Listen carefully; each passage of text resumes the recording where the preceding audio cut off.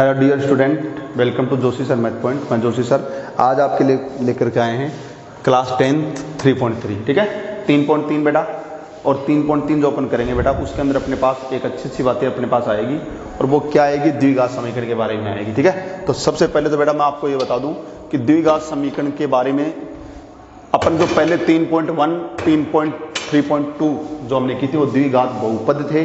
अब द्विघात समीकरण करेंगे, इस चीज का ध्यान रखना। ठीक है, तो सबसे पहले सभी बच्चे समझ लें कि द्विघात समीकरण क्या होता है। द्विघात समीकरण ये सभी बच्चे समझेंगे।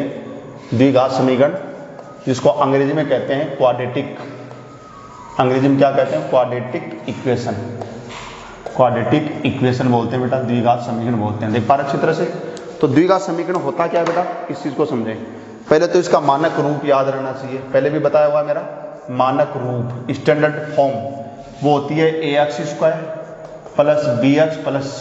अगर बराबर जीरो नहीं लगाओगे तो द्विघात बहुपद हो जाएगा, जो पढ़ा चुका हूं मैं आपको। अब आपको द्विघात क्या करना है, इसको समीकरण करना, तो बराबर जीरो कर दो। बराबर जीरो करते द्विघात समीकरण हो गया, और बराबर जीरो नहीं करोगे तो द्विघात बहुपद था, क्वाड्रेटिक पॉलिनोमियल था, जो 3.1 3.2 में हमने कर लिया है। ठीक है, तो अब हम द्विघात समीकरण करें। एग्जाम में क्वेश्चन आता है इसके ऊपर, बहुत इंपॉर्टेंट है। ठीक है, तो द्विघात समीकरण इसके अपन 9th क्लास में आपने गुणनखंड विधि से, और 9th क्लास के फिलहाल भी मैं वीडियो डाल रहा हूं, तो 9th क्लास के अंदर आप देखिए कि 2.3 है जो एक्सरसाइज अपने पास है उनके अंदर, या 2.2 है जो भी है उनके अंदर, एक्सरसाइज के अंदर इस ऐसे क्वेश्चन है अपने पास। ठीक है, अब देखो ये जो द्विघात जो अपने पास समीकरण है ना, इसमें मैं एक अच्छी अच्छी बातें बताता हूँ, सबको लर्न करके चलना है।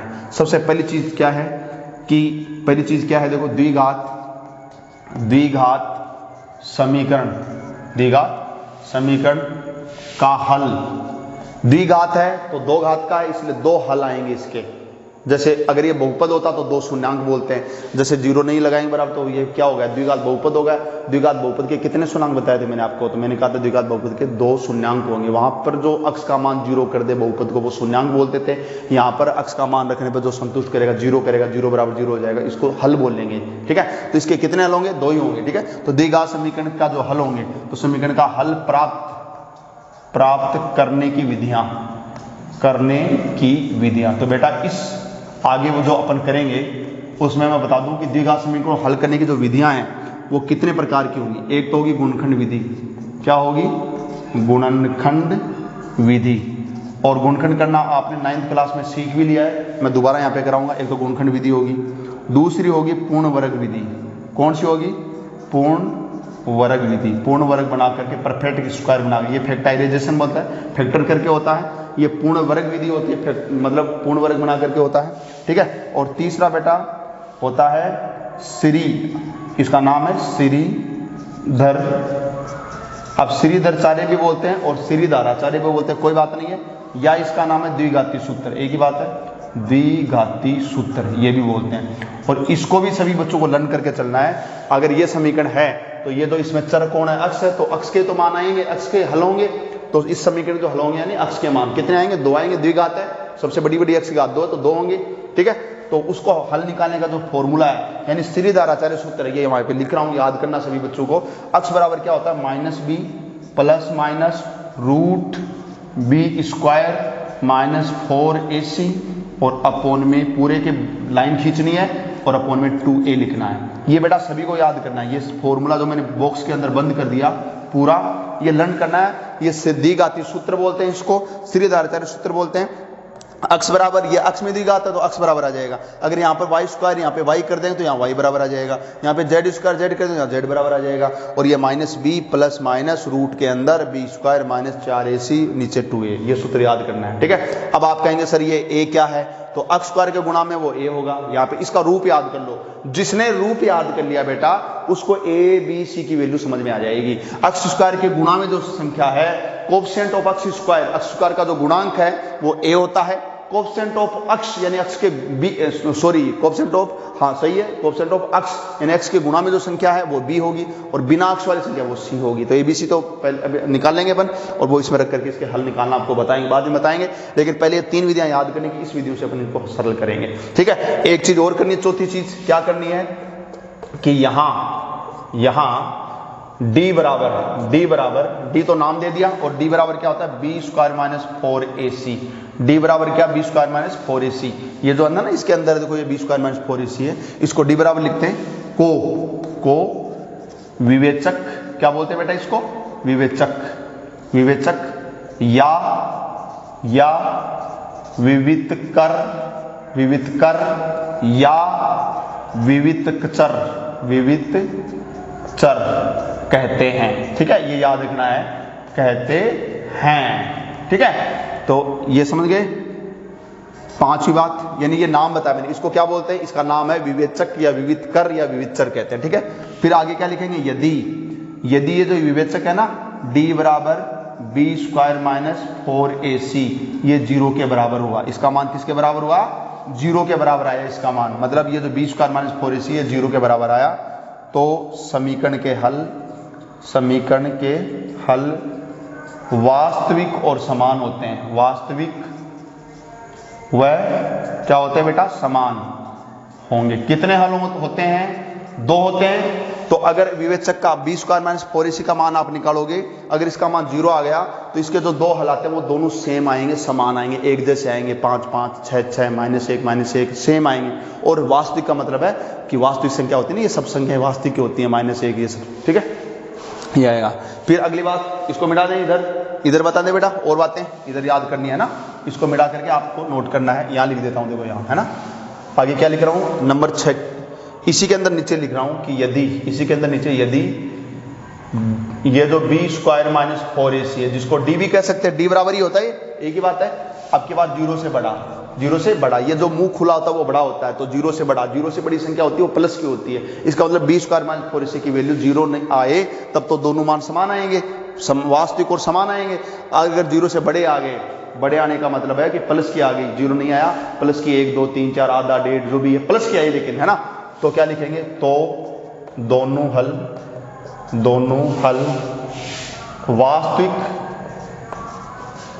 वास्तविक तो पहले भी था, वास्तविक तो अभी भी है, लेकिन पहले उत्तर समान आएंगे, दोनों हल उत्तर समान आएंगे, सॉल्यूशन बोलते हैं। और अब क्या आएंगे, तो वास्तविक तथा असमान आएंगे, मतलब अलग अलग आएंगे, असमान होंगे।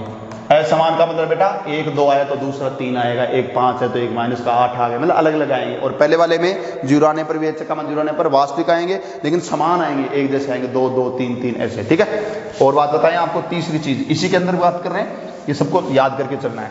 तीसरा क्या बताया बेटा, यदि, इसी में कहते देखो यदि फिर इसमें यदि। ठीक है, यदि अब की बार क्या बी स्क्वायर माइनस 4ac है, अब की बार 0 से छोटा, अब की बार छोटा हो गया 0 से, ये छोटा हो गया, 0 से छोटा 0 बड़ा हो गया, तो 0 से छोटी कौन होती है, माइनस की संख्या होती है ना, इसका मतलब 0 छोटा का मतलब माइनस की। ठीक है, अगर ये माइनस का हो, ये तो करा ही दिया, ये अगर ये माइनस का हो तो हल क्या होंगे, काल्पनिक हो जाएंगे।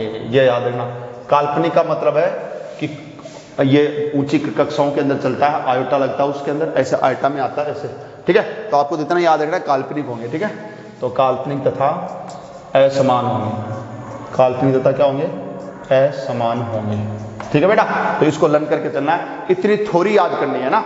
थ्योरी मैंने पहले एक साथ सारी आगे वाले जो चैप्टर हैं सबकी थ्योरी सूत्र जो भी लगेंगे वो सारे बता दिए। अब अपन क्वेश्चन करेंगे कैसे करते हैं। ठीक है, मिटा दें इसको, इधर मिटा देते हैं। ठीक है, इतना याद करना, सभी को पूछूंगा, सभी बच्चे कॉपी में नोट कर लेना, अपनी मैथ की जो गणित की कॉपी है उसमें नोट कर लेना और याद करना। ठीक है, अब देखो द्विघात समीकरणों को 3 विधियां बताई थी मैंने, गुणनखंड विधि, दूसरी पूर्णवर्ग विधि, तीसरी श्रीधराचार्य सूत्र या द्विघाती सूत्र जो विधि है वो। आज अपन 3 पॉइंट जो 3 है उसमें जो अपन करेंगे वो गुणनखंड विधि से करेंगे। ठीक है, तो देखो गुणनखंड विधि से कैसे करते हैं, मैं आपकी उदाहरण लेता हूं। ठीक है, आपका 3.3 जो है उससे पहले अपने पास उदाहरण नंबर 7 है, उसको करते हैं। देखो आपको मैं बता दूं, द्विघात समीकरण लिख देता हूं पहले, द्विघात समीकरण देखो लिख देता हूं, क्या है, x² माइनस का 3x माइनस का 10 = 0। बात समझ पा रहे हो अच्छी तरह से, ये समीकरण है। अब मेरे को बताओ कि अगर मैं इसको छुपा लूं तो बताओ ये द्विघात बहुपद बन गया, और अगर बराबर 0 लगा दूं तो द्विघात समीकरण बन गया। इतना ही फर्क है, समझ गए। अब बताओ इसको द्विघात को कैसे करते थे अपन, बाहर इसके गुणा में कितना है, 1, ये रफ काम है बेटा, रफ काम कर रहा हूं। इसके ये कितना है संख्या, यानी a, और ये लास्ट को गुणा करना बता 10, तो a को 10 से गुणा करने पर कितना आया 10। और सोचो जिनको गुणा करने पर दो संख्याएं, सोचिए जिनको गुणा करने पर 10 आए। द्विघात गुणनखंड की विधि ऐसी है, ठीक है। तो क्या करेंगे बोलो 5 गुणा 10, और तो कोई है नहीं, बस इतना ही बनेगा। अब क्या बताया था, आपस में जोड़े घटाएं, तो 10 में 1 जोड़े या घटाएं तो बीच वाला ये बनना चाहिए। 10 में 1 जोड़े तो 11 नहीं बना, 10 में 1 घटाएं तो 9 नहीं बना, तो ये तो नहीं हो सकता। अब 5 में 2 जोड़े तो 7, 5 में 2 घटाएं तो 3 बन रहा है, तो ये बन जाएगा टुकड़े। तो कैसे करना बताया था मैंने, या लिख करके ये पहला ऐसे कैसे लिखना बताया, और लास्ट का माइनस का 10 ऐसे कैसे लिखना बताया था 9th क्लास में भी आया, 10वीं क्लास में बता चुका हूं गुणनखंड करने का तरीका। बस बराबर जीरो करते समीकरण बन गया, ठीक है। अब 5 और 2 टुकड़े हो गए, तो 5 लिख दो, 2 लिख दो। क्या यहाँ अक्ष लगा तो क्या लगा दो, दोनों के अक्ष, यहाँ पे y होता तो y लगा देंगे।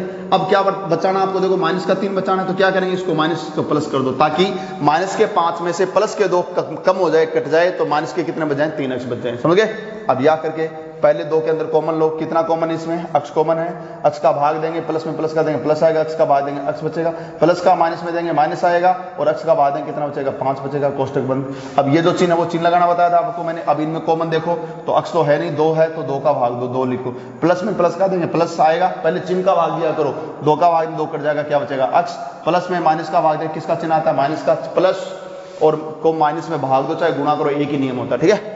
और 2 का भाग देंगे तो कितना आएगा, 2 पंजू 10, 5 आएगा, इक्वल टू 0। देख पा रहे हैं अच्छी तरह से। इस तरीके से ये जो कोष्टक में सेम आए तो मैंने कहा था सही है, तो x माइनस 5 सही है, और ये बाहर वाला लिख दो दूसरे कोष्टक में x प्लस 2 और बराबर 0। बोलो ऐसे गुणनखंड करने सीखे थे आपने। अब आपको यहाँ पे क्या करना है, अलग अलग करना है। यदि पहला x माइनस 5 है, इसको 0 के बराबर अलग कर लो, और ऐसे इधर कर लेंगे। यदि दूसरा आपका x प्लस 2 इसको इक्वल टू 0 अलग कर लो, समझ गए। तो यहाँ से x बराबर प्लस का 5 उधर ले जाए तो क्या हो जाएगा, माइनस का 5 उधर ले जाए तो क्या हो जाएगा, प्लस का 5 हो जाएगा, तो x बराबर 5 आ गया। अब यहाँ पर x बराबर उसको इधर ले जाए तो प्लस का 2 उधर जाकर क्या हो जाएगा, माइनस का 2 हो जाएगा। तो इस तरीके से अपने पास 2 आंसर आ गए बेटा, x के 5 और माइनस के 2, ये इसके हल आ गए, 2 हल आ गए। मैंने कहा था द्विघात 2 हल आएंगे। तो देखो ये गुणनखंड विधि है बेटा करने की तरीका। गुणनखंड विधि समझ में आए सभी बच्चों को कि गुणनखंड विधि कैसे करते हैं, ठीक है। तो ऐसे गुणनखंड विधि से क्वेश्चनों को अपने को करके चलना है। आगे बढ़ने देखो और बताएंगे। आज केवल और केवल कौन सी विधि से क्वेश्चन करेंगे, गुणनखंड विधि से द्विघात समीकरणों को हल करना। गुणनखंड विधि से द्विघात समीकरणों के हल प्राप्त करना अपन कर रहे हैं, इस बात को समझेंगे, ठीक है। एक और शानदार उदाहरण लेकर के बताता हूं, एक और शानदार उदाहरण है। चलो उदाहरण तो आप कर लेंगे, अब मैं क्वेश्चन बता रहा हूं। पहला क्वेश्चन क्या है वो देखिए आप, उदाहरण आप कर लेना, और कोई दिक्कत हो मेरे से पूछ लेना। पहला क्वेश्चन क्या है वो देखिए, ये कह रहा है कि जांच कीजिए, बताइए कि कौन कौन से द्विघात समीकरण है। मतलब कहने का मतलब है कि जांच करके बताइए कि कौन कौन से द्विघात समीकरण हैं, ये बताना बेटा, है ना। चलो मैं लिख देता हूं। पहला क्या लिखा हुआ है, x इंटू एक्स प्लस ए, x इंटू एक्स प्लस 1, और फिर लिखा हुआ है प्लस 8 बराबर x plus 2 x minus 2, x plus 2 और x माइनस 2। चलो इसको सरल करते हैं। ये बेटा इसको हल नहीं ज्ञात करने, बस इतना बताना कि द्विघात समीकरण है या नहीं है। चलो देखो क्या, पहले सरल करो इसको। x को अंदर गुणा कर दो, x स्क्वायर, x को इससे भी करेंगे तो प्लस का x को इससे करेंगे x square, plus plus plus का x, ये प्लस का 8 बराबर, इनको गुणा करो तो x को इससे करेंगे x स्क्वायर, x को इससे भी करेंगे तो प्लस माइनस माइनस का 2x, फिर देखो x को दोनों से कर लिया, अब 2 को करो दोनों से तो प्लस प्लस प्लस का 2x, प्लस माइनस माइनस का 2 दूनी 4। देख पा रहे हैं, प्लस 2x माइनस 2x काट दो, या x स्क्वायर प्लस ये x है बेटा, प्लस का 8, इनको इधर लाओ तो ये माइनस का हो जाएगा स्क्वायर, एक तरफ ले आओ, सबको एक तरफ ले आओ, ये माइनस का हो जाएगा स्क्वायर, ये माइनस का 4 इधर आकर के प्लस का 4 हो जाएगा, तो बराबर सब ले आए। ये तो पहले से कट गए, इनको इधर ले आए तो फिर क्या बच गया, 0 बच गया। अब या देखिए, plus x square minus x square cut गया, क्या बचा अपने पास x, प्लस के 8 में से प्लस का 4 जोड़ दो, दोस्त होते हैं 12 हो गए, बराबर क्या बच गया 0। ये आया, ये समीकरण आ गया। बताओ इसमें x की अधिकतम घात कितनी है, तो आपका आंसर इसके 1 है, तो 1 है तो द्विघात कहाँ बना, 2 घात होनी चाहिए। अधिकतम चर की घात जो है, चर अक्ष है यहाँ पे, अक्ष की घात अधिकतम 2 हो तब द्विघात समीकरण बोलेंगे। तो आप लिख देंगे कि यह द्विघात समीकरण नहीं है। बात समझ में आ रही है बेटा, तो ये द्विघात समीकरण नहीं होगा। बस ऐसा ही करना है बेटा, चेक करना और क्या करना है ना, चेक करके बताना है कि द्विघात का अक्ष की घात अधिकतम 2 होनी चाहिए, बस मेन चीज वो है, और बाकी और कोई हो या ना हो, ठीक है। जैसे और बताएं आपको, इसका सेकंड पार्ट देखो बता दें क्या है। सेकंड पार्ट में है x प्लस 2 की होल क्यूब, x प्लस 2 की होल क्यूब बराबर कितना है x की क्यूब माइनस 4 है, ठीक है। अब देखो क्या करें, ये x प्लस 2 की 3 है ना बेटा, इसका मतलब क्या है पता है क्या, x प्लस 2 को x प्लस 2 से 3 बार गुणा करो, समझ गए, x प्लस 2 को x प्लस 2 से 3 बार गुणा करो। तो मैं एक काम करता हूँ, पहले x प्लस 2 को x प्लस 2 ये कर लिया, ये बराबर, ये समझ में आया क्या मैंने क्या किया, इसकी घात कितनी है 3 है, तो x प्लस 2 तो एक तो अलग लिख दिया, और ये x प्लस 2 के ऊपर घात 2 अलग, तो 2 और 1 3 हो जाए ना, गुणा में घातें जुड़ती है, जैसे x की घात 4 होती है तो इसको मैं x डॉट x की घात 3 अलग तोड़ सकता हूँ, समान आधार पे गुणा में घातें जुड़ती हैं, 3 और इसकी 1 जुड़ के 4 हो जाएंगी, लेकिन मैंने इसको तोड़ दिया, ये 2 है इसकी 1 है, तो ये 2 और 1 जुड़ करके x प्लस 2 की 3 हो जाएंगी, अलग अलग तोड़ दिया। अब देखो क्या करेंगे, x प्लस 2 एक बार रहने दो। अब बताओ, ये होल स्क्वायर खोलने का तरीका आपको बताया हुआ है कि जैसे मैं a प्लस बी का अपन होल स्क्वायर खोलते थे 9th क्लास में, तो क्या करते थे, a का स्क्वायर करते थे, प्लस वाले में प्लस आ जाएगा, और फिर 2ab करते थे प्लस b स्क्वायर करते थे, ये सूत्र फॉर्मूला सर्वसमीका अपने पास पहली सर्वसमीका थी 9th क्लास के अंदर, ठीक है।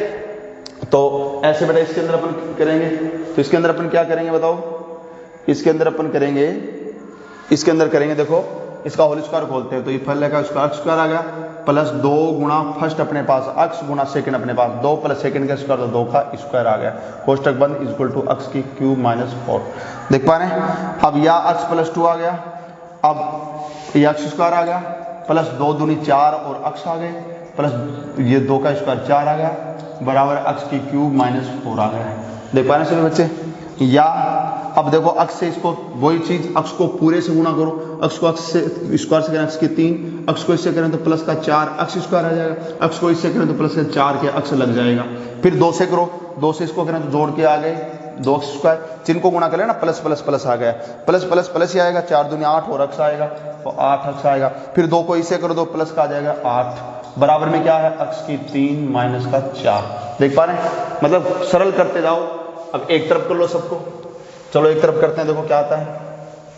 तो बेटा आप देख रहे हैं, इनको उधर ले जाओ, तो देखो क्या आ जाएगा, x की 3, और पहले देखो ये 4x स्क्वायर है, और ये देखो 2x स्क्वायर और है प्लस के, तो 4 2 कितने हो गए, 6 हो गए, 6x स्क्वायर लिख दो, x देखो x 4x तो ये रहा, और 8 ये रहा, तो 12x हो गए, 12x लिख दो, पहले संख्या कितनी है प्लस की 8 है, तो प्लस के 8 लिख दो, और अब ये जो है ना इनको उधर लाओ, तो ये प्लस का x की 3 है, उधर आकर के माइनस का x की 3 हो गया, और माइनस का 4 उधर जाकर क्या हो जाएगा, प्लस का 4 हो जाएगा, तो फिर इधर क्या बचेगा, 0 बचेगा, 0 बचेगा ना।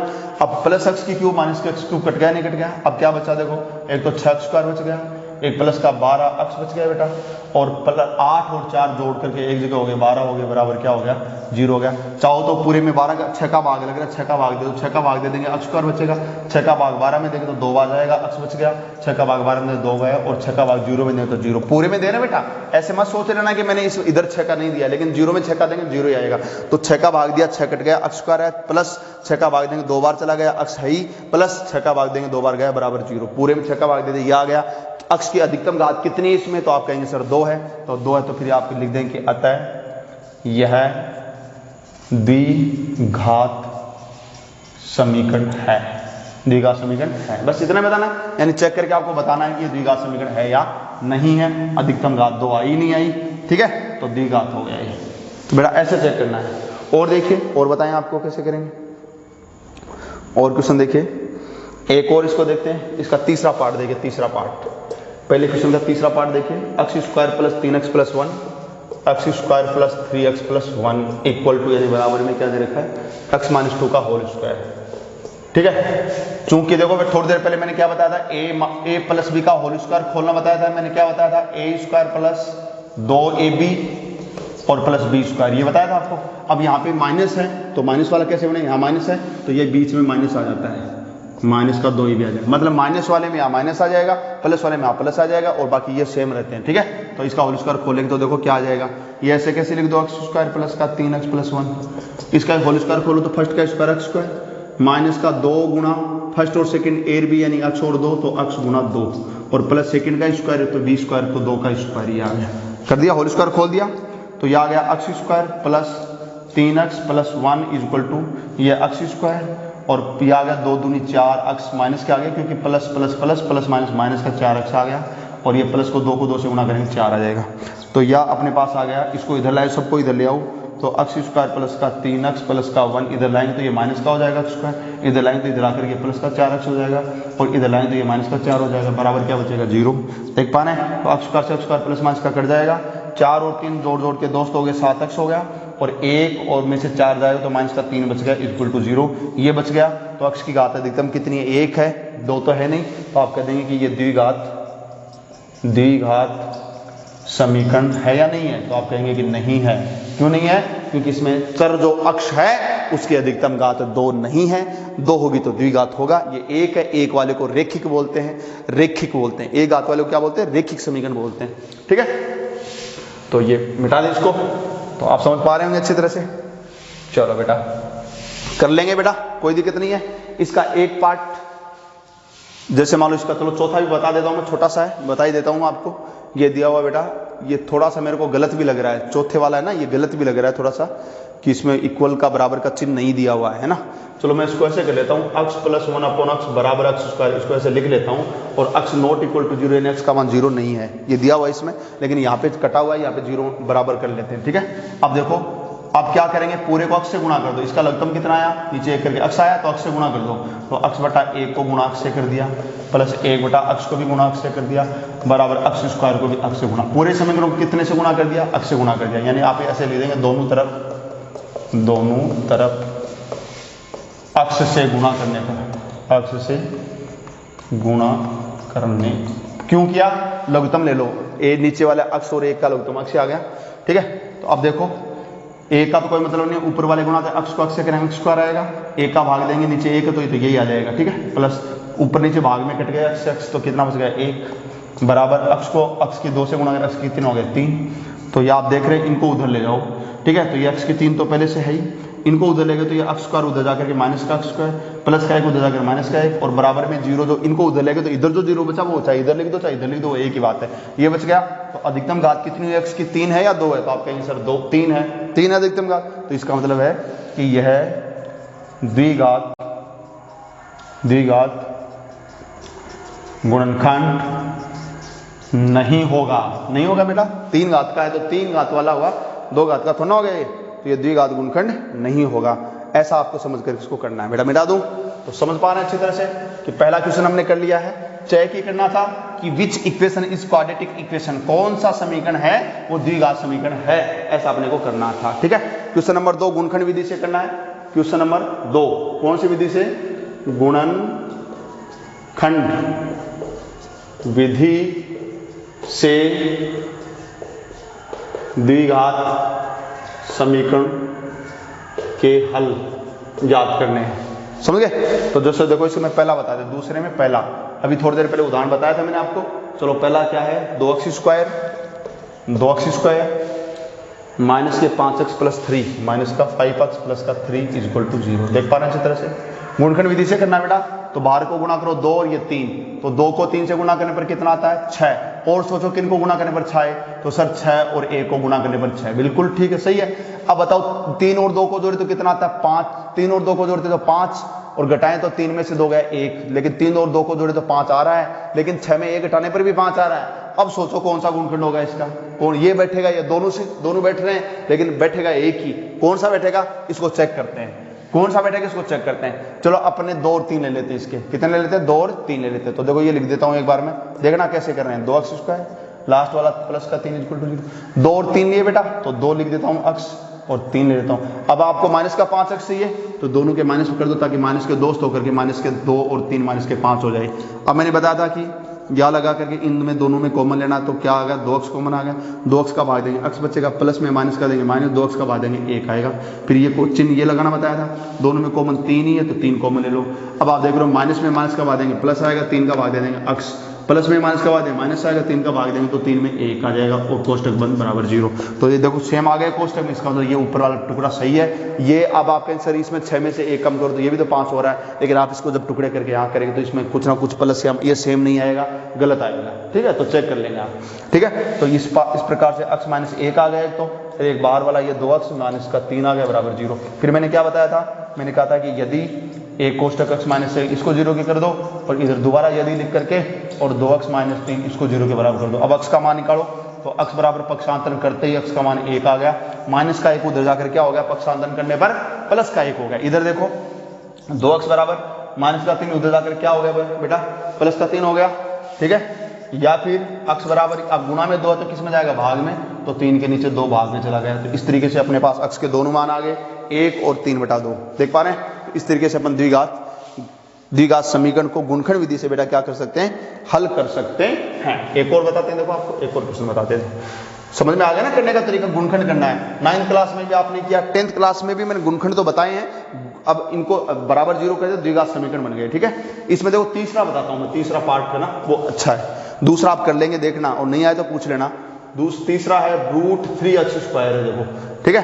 और क्या है, प्लस 10x प्लस के 10 अक्ष, देख पाना अच्छी तरह से, और प्लस का 7√3 बराबर 0। अब देखो इसको करेंगे, कैसे करेंगे, पहले बाहर को गुणा करो, बाहर कितना है, इनको इनसे गुणा, ऐसे करना नहीं है, समझा रहा हूं मैं, ठीक है। तो √3 इसको किससे गुणा करना है, 7√3 से करो गुणा। तो पहले तो √3 को √3 से करेंगे, 3 आएगा, और ये 7, तो देखो √3 को √3 से गुणा करेंगे 3 आया, जो 3, क्योंकि √3 को √3 से गुणा करने पर 3 आता है, √2 को √2 से गुणा करने पर 2 आता है, तो ये 3 आएगा, 3 को 7 से करेंगे तो 21। अब दो संख्या सोचो जिनको जोड़ने घटाने से गुणा करने पर तो 21 आए, और जोड़ने घटाने पर 10 आए, तो 7 गुणा 3 कर दो, 21 आ रहा है, और जोड़े तब 10 आ रहा है, तो ये टुकड़े हो जाएंगे, 7 और 3 टुकड़े हो जाएंगे इसके। तो देखो पहला ऐसे कैसे लिखना बताया था, या लगा दो, और लास्ट वाला ऐसे कैसे लिखना बताया था, और टुकड़े 7 और 3 है, तो 7 अक्ष लगा दो, 3 अक्ष लगा दो, जोड़ के 10 लाने और वो भी प्लस के लाने, तो दोनों को दोस्त बना दो, प्लस वाले दोस्त बना दो, ताकि प्लस का 7 और प्लस का 3 जोड़ करके प्लस के 10 अक्ष बन जाए, ठीक है। अब क्या करेंगे, या दोनों में, पहले 2 में कॉमन लो, तो दोनों के अंदर केवल अक्ष कॉमन है, अक्ष का भाग दो तो एक तो √3 बचेगा, अक्ष को जाए तो अक्ष बचेगा, प्लस में प्लस कर देंगे प्लस, अक्ष कट गया, कितना बचेगा 7। अब ये कोष्टक आगे आना चाहिए, तो देखो ये प्लस लगा दो, पहले दोनों में कितने का भाग लग रहा है, तो 7 है क्या, दोनों में नहीं है, अक्ष है क्या, दोनों में नहीं है, लेकिन 3 दोनों में है, लेकिन ये 3 के ऊपर रूट है बेटा, सुनो मेरी बात, रूट का मतलब कितनी घात होती है, रूट का मतलब 3 के ऊपर 1/2 यानी आधी घात होती है। ये जो रूट का चिन्ह होता है इसका मतलब 1/2 घात होती है, याद रखना सभी बच्चे, ठीक है। तो इसके ऊपर 1/2 घात है, तो इसका 3 के ऊपर घात आधी है, और इसमें 3 के ऊपर घात 1 है, तो दोनों में आधी आधी तो है ही, उसमें आधी है, इसमें 1 है, तो आधी तो दोनों में है, इसके बाद आधी कॉमन ले लो, समझ गए। ये तरीका होता है इसका मतलब। अब आप ये कहेंगे कि आप चाहो तो इसको ऐसे कर लो, देखो मैं समझाऊं, ये √3x है ना, तो 3 को अपन √3 गुणा √3x लिख सकते हैं, क्योंकि √3 को √3 से गुणा करने पर 3 आता है, ऐसे लिख लो, समझ में आ जाए, √3 को √3 से गुणा करने पर 3 आता है, और ये अक्ष है ही, ठीक है।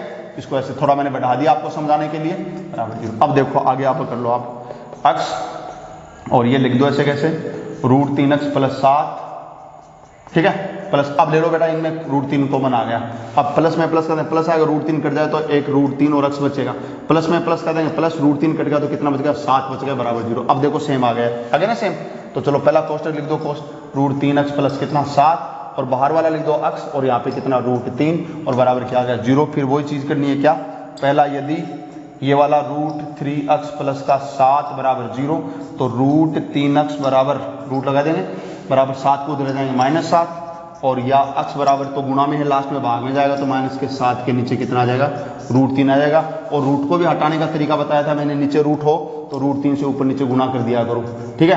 तो देखो अब इसको थोड़ा इधर लिख देता हूँ कि ऊपर तो आ गया -7√3, भाई -7 और ये √3, इसको गुणा 21 मत कर देना, इसके रूट है, इसके रूट नहीं है, तो इसको ऐसे ऐसे लगा दो, ठीक है। ऊपर √3, नीचे √3 को √3 से गुणा कर दो, कितना आ गया 3 आ गया। तो नीचे रूट्स की संख्या देखो, आया तो क्या था, -7 के नीचे √3 आ गया था, लेकिन हटाने का तरीका होता है जो नीचे रूट की संख्या होती है उतने से ऊपर नीचे गुणा कर दो। गुणा करने से ऊपर नीचे करने से कोई फर्क नहीं पड़ता, ऊपर ऊपर के गुणा कर लिए ऐसे लग गए, क्योंकि इसके रूट था, इसके नहीं है, तो ये ऐसे रह जाएंगे, ये माइनस सही, लेकिन √3 को √3 से करने पर 3 हो गया, तो नीचे रूट हट गया, ठीक है। अब देखो इसको, देखो इसको करेंगे, यदि अक्ष प्लस √3 को 0 के बराबर करेंगे, तो अक्ष बराबर इसको उधर ले जाएंगे तो माइनस का √3 हो जाएगा, तो ये इसका आंसर आ जाएगा, और ये इसका आएगा, तो 2 हल आ गए, एक तो ये आ गया, एक ये आ गया, तो अक्ष के दोनों मान अपने पास आ चुके हैं बेटा। इस तरीके से हमने इसको कर पाए हैं, कोई दिक्कत नहीं है बेटा, समझ पा रहे अच्छी तरह से। तो आज की क्लास में इतना ही करेंगे, नेक्स्ट क्लास में आपको गुणनखंड विधि से आगे की और कराएंगे, लेकिन आप खुद एग्जाम्पल देख करके बाकी के क्वेश्चन आप खुद प्रैक्टिस करिए, जितनी ज़्यादा प्रैक्टिस करेंगे अपन कहते हैं ना कि प्रैक्टिस इज मैन परफेक्ट। तो आप जितने बेटा प्रयास करत करत अभ्यास के जड़ मत हो सुजान, समझ गए ना। तो जितने अभ्यास करेंगे आपके पास इतना ही आत्मविश्वास आएगा और उतना ही आप कर पाएंगे, ठीक है। तो प्रैक्टिस कीजिए, कोई भी दिक्कत हो आप मेरे से पूछिए, व्हाट्सअप कर सकते हैं, कमेंट्स कर सकते हैं, लेकिन अपने चैनल को लाइक करना नहीं भूले, सब्सक्राइब करना नहीं भूले, अपने दोस्तों से गाँव में गली में मोहल्लों में सबसे सब्सक्राइब कराना है और आपको बेल आइकन को भी दबाना है ताकि जैसे मैं वीडियो डालूं आपके पास नोटिफिकेशन आती है। चलो आज के लिए इतना ही करेंगे, ठीक है। इसी उत्साह उनके साथ दोबारा मिलेंगे, तब तक के लिए आप घर पे रहेंगे, मस्त रहेंगे, सुरक्षित रहेंगे, बार बार नाक आंख कानों को नहीं छुएंगे, बिना काम घर से नहीं निकलेंगे, घर पे हंसते खेलते रहेंगे, मस्त रहेंगे, लेकिन पढ़ाई जरूर करनी है। अपने घर में छोटे बच्चों का और बुजुर्गों का ध्यान रखना है। ओके, सभी को love you, take care, bye bye.